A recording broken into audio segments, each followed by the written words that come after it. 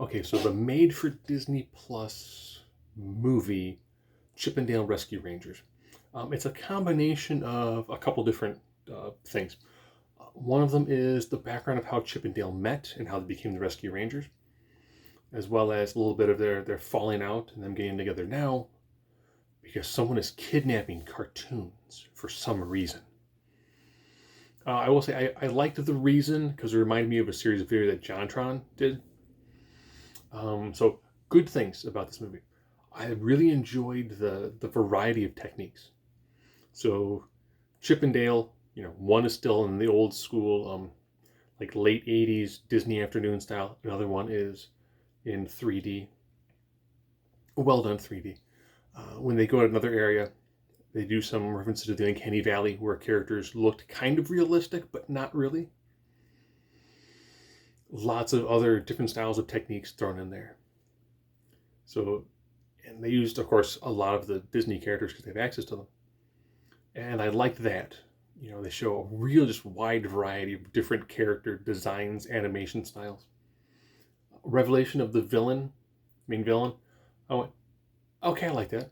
So this kind of also has a bit of that like Roger Rabbit feel to it, where when you see a cartoon character in a movie, it's a cartoon that's an actor acting out a part in the movie. So when the movie's done, they're still a character.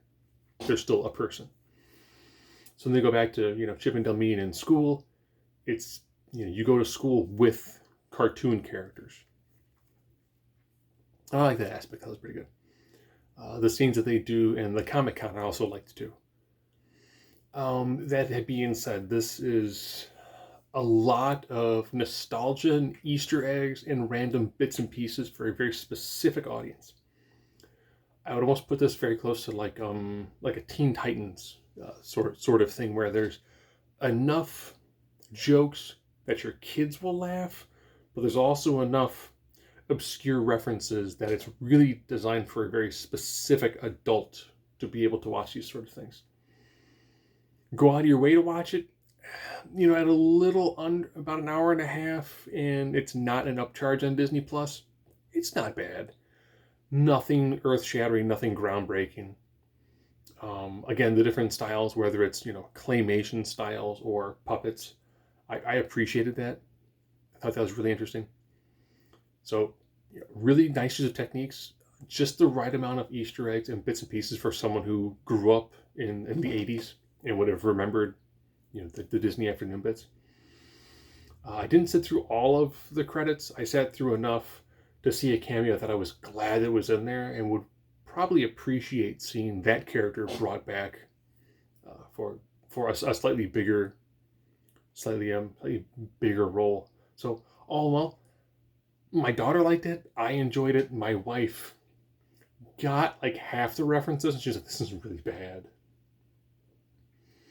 And I didn't expect it to be, amazing. I expected it to be entertaining, which, it hits that perfect thing where like my 8-year-old loved it, and then she wanted to watch the regular Rescue Rangers.